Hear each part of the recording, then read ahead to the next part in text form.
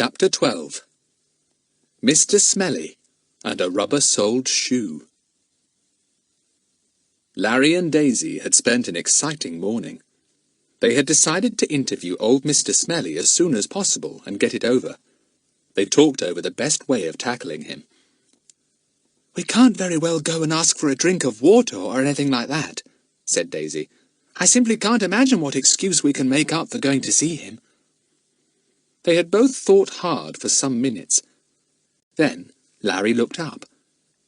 "What about throwing our ball into Mr. Smellie's garden?" he said. "What good would that do?" asked Daisy. "Well, silly, we could go after it. Climb over the wall, don't you see, and hope that he will see us and ask what we're doing," said Larry. "I see," said Daisy. "Yes, it seems quite a good idea. We'll do that." Larry threw his ball high, and it went over the trees and fell in the middle of the lawn next door. The children ran down to the wall at the bottom. In a moment or two they were over it and in the bushes at the end of Mr. Smellie's garden. They went boldly out onto the lawn and began hunting for the ball. They could see it quite well, for it was in the edge of a rose bed on the lawn. They called to one another as they hunted, hoping that someone in the house would hear them and come to a window. Presently, a window opened at the right side of the house, and a man looked out.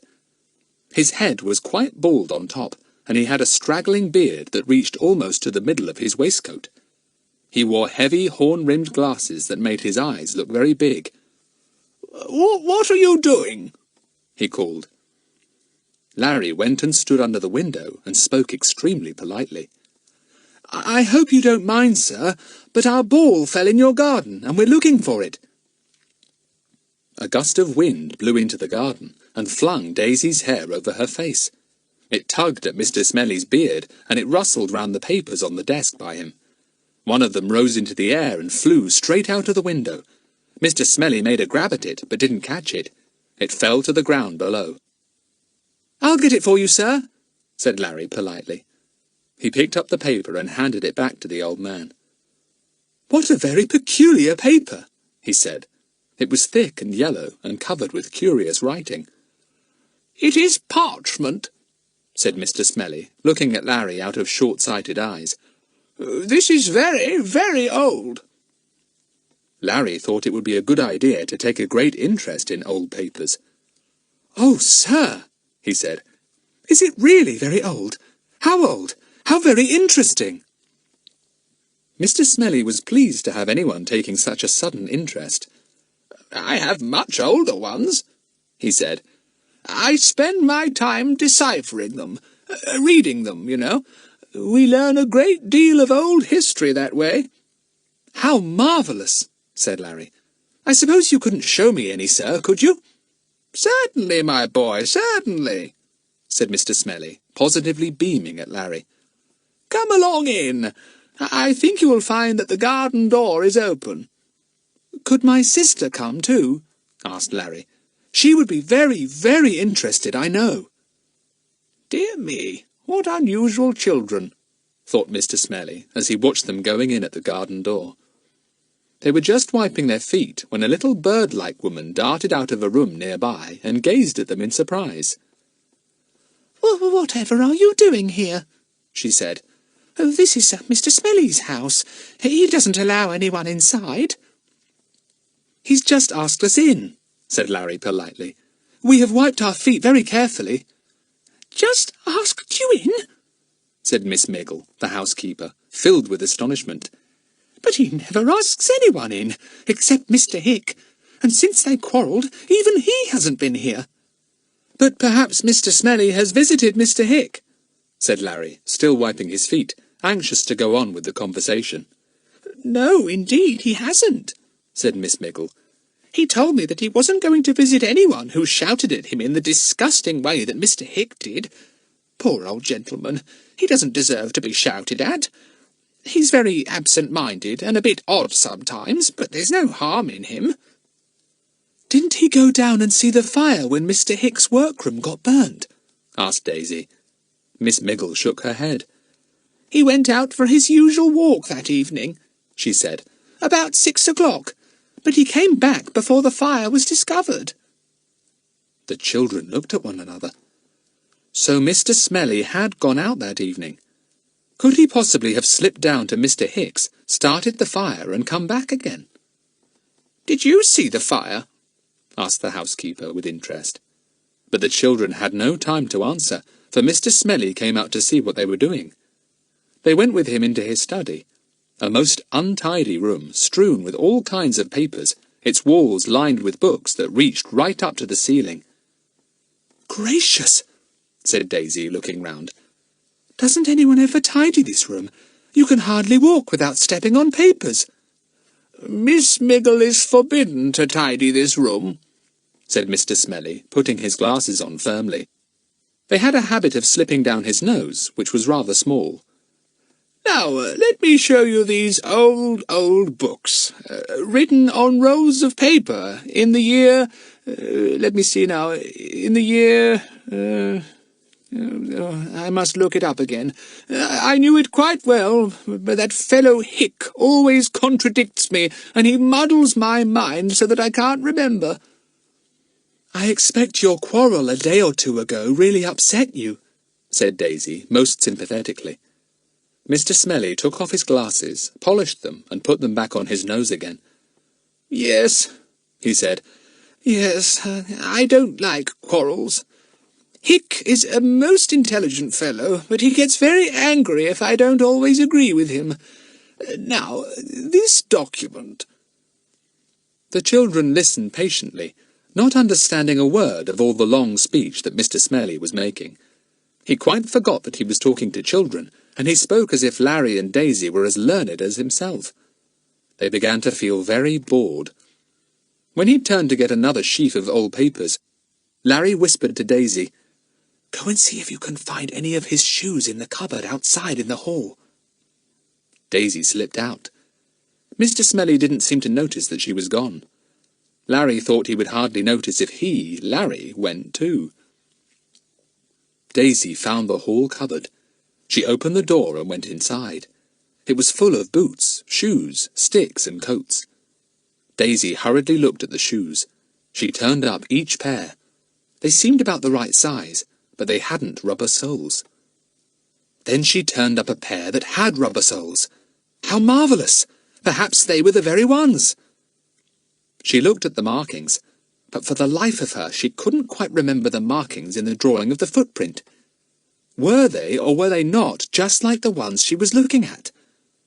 "I'll have to compare them," thought the girl at last. "I must take one shoe home with me and go down to see the footprint drawing. We shall soon see if they are the right ones." She stuffed a shoe up the front of her jersey. It made a very funny lump, but she couldn't think where else to hide the shoe.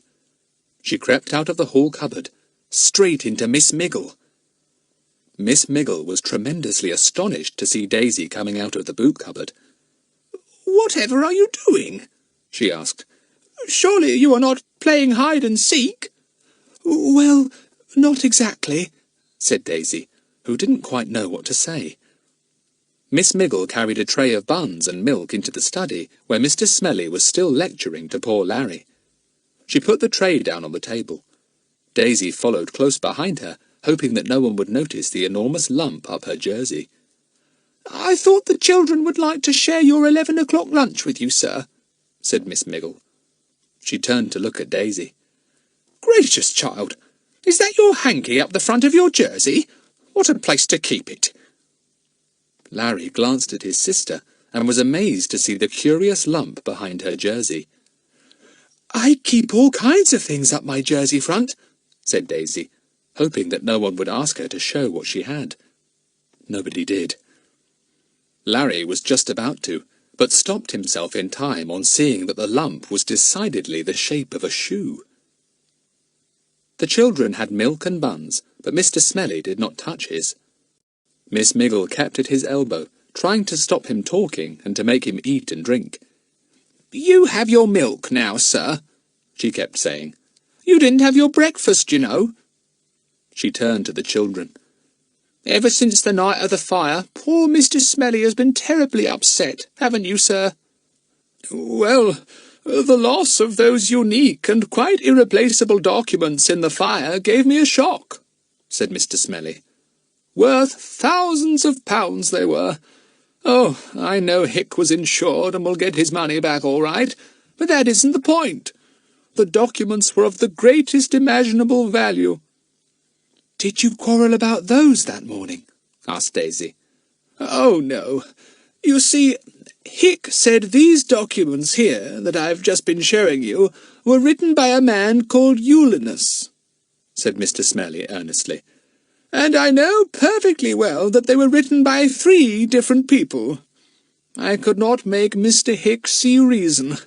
He flew into a terrible temper and practically turned me out of the house. In fact, he really frightened me. He frightened me so much that I left my documents behind." "Poor Mr. Smellie," said Daisy. "I suppose you didn't know anything about the fire till the morning." "Not a thing," said Mr. Smellie. "Didn't you go near Mr. Hick's house when you went for your evening walk?" asked Larry. "If you had, you might have seen the fire starting." Mr. Smellie looked startled. His glasses fell right off his nose. He picked them up with a trembling hand and put them on again. Miss Miggle put her hand on his arm. Now, she said. "You just drink up your milk, sir. You're not yourself this last day or 2. You told me you didn't know where you went that evening. You just wandered about." "Yes," said Mr. Smellie, sitting down heavily in a chair. "That's what I did, didn't I, Miss Miggle? I just wandered about.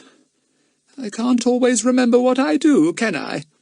"No, you can't, sir," said kind Miss Miggle, patting Mr. Smellie's shoulder. "The quarrel and the fire have properly upset you.